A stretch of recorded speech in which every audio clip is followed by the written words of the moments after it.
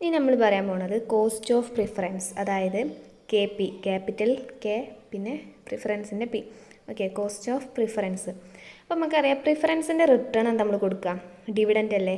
അപ്പം ഈ ഡിവിഡൻറ്റ് കൊടുക്കുന്നത് എന്താണ്, പ്രിഫറൻസിൻ്റെ റിട്ടേൺ ആയിട്ട് നമ്മൾ കൊടുക്കുന്നതാണ് എന്ത്, ഡിവിഡൻറ്റ്. ഈ ഡിവിഡൻറ്റ് നമ്മൾ എന്തെന്നാണ് എടുത്ത് കൊടുക്കുക, നമ്മളെ പ്രോഫിറ്റിൽ നിന്ന് എടുത്ത് കൊടുക്കുന്ന ഒരു പോർഷനാണ് എന്ത്, ഡിവിഡൻറ്റ് എന്ന് പറയുന്നത്. നമുക്കറിയാം EBIT നമ്മൾ ഇൻട്രസ്റ്റും അതേപോലെ തന്നെ ടാക്സും, EBIT ഇൻട്രസ്റ്റ് കുറച്ചാൽ EBT കിട്ടും, അതിന് ടാക്സ് കുറച്ച് കിട്ടുന്ന ആ EAT നമ്മൾ ഫസ്റ്റ് കൊടുക്കാതിരിക്കാം. നമുക്ക് ഇക്വിറ്റി ഷെയർസ് ഉണ്ട്, ഇക്വിറ്റി ഷെയർ ഹോൾഡേഴ്സ് ഉണ്ട്, പ്രിഫറൻസ് ഷെയർ ഹോൾഡേഴ്സ് ഉണ്ട്. അതിൽ നമ്മൾ ഏറ്റവും പ്രിഫറൻസ് കൊടുക്കാതിരിക്കാണ്, പ്രിഫറൻസ് ഷെയർ ഹോൾഡേഴ്സിനാണ്. അപ്പം നമ്മൾ ഈ ഏർണിങ്സ് ആഫ്റ്റർ ടാക്സ് എന്നാണ് നമ്മൾ എന്ത് കൊടുക്കുക, പ്രിഫറൻസ് ഡിവിഡൻറ്റ് ഫസ്റ്റ് കൊടുക്കുക. ഓക്കെ, പ്രിഫറൻസ് ഡിവിഡൻറ്റ് നമ്മൾ എന്ത് ചെയ്യുക, ഫസ്റ്റ് കൊടുക്കുക. ഓക്കെ, ഇനി നമുക്ക് ഇക്വേഷനിലോട്ട് കിടക്കാം. KPൻ്റെ ഇക്വേഷൻ എങ്ങനെ വരിക, നമ്മൾ KDയിൽ എന്താ പറഞ്ഞത്, എന്താണോ റിട്ടേൺ അത് മുതൽ തുടങ്ങണം. അവിടെ ഡിവിഡൻറ്റിൻ്റെ റിട്ടേൺ ഇൻട്രസ്റ്റ് ആയതുകൊണ്ട് നമ്മൾ ഇൻട്രസ്റ്റ് തുടങ്ങി. പിന്നെ ഇൻട്രസ്റ്റിൻ്റെ കൂടെ 1 - ടാക്സ് വന്നത്, ഇൻട്രസ്റ്റ് വരുമ്പോൾ എന്ത് വരും, ടാക്സ് ബെനിഫിറ്റ് ഉണ്ടാവും അല്ലേ. അതുകൊണ്ടാണ് നമ്മൾ 1 - ടാക്സ് ചെയ്തത്. ഇവിടെ നമ്മൾ എന്ത് ചെയ്യുന്നു, ഡിവിഡൻറ്റ്, ഇതിൻ്റെ റിട്ടേൺ എന്താണ്, ഡിവിഡൻറ്റ് അവിടെ നിന്ന് തുടങ്ങുകയാണ്. പിന്നെ ഡിവിഡൻറ്റ് ആകുമ്പോൾ ടാക്സ് ബെനിഫിറ്റ് ഉണ്ടാവുമോ, ഇല്ല, ഇൻട്രസ്റ്റിന് മാത്രമേ അത് ഉണ്ടാവുള്ളൂ.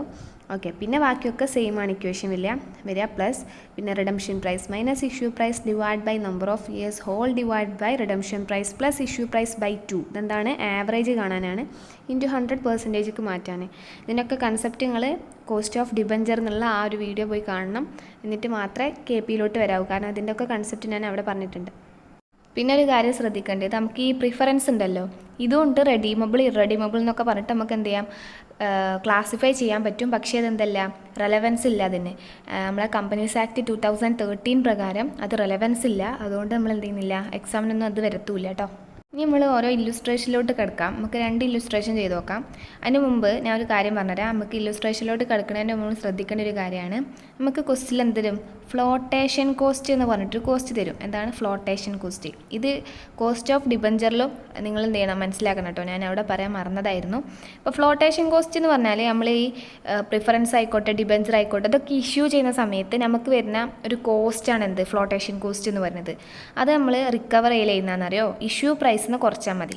അപ്പോൾ ഇഷ്യൂ പ്രൈസ് നമ്മൾ എന്ത് ചെയ്യണം, ഫ്ലോട്ടേഷൻ കോസ്റ്റ് കുറക്കണം. ആ ഒരു കൺസെപ്റ്റ് ജസ്റ്റ് എന്ത് ചെയ്യാം, മനസ്സിലാക്കി വെക്കാം. അപ്പോൾ ഈ ഫ്ലോട്ടേഷൻ കോസ്റ്റിൻ്റെ എക്സാമ്പിളാണ് ഈ അണ്ടർ റൈറ്റിംഗ് ഫീസ്, ലീഗൽ കോസ്റ്റുകളൊക്കെ.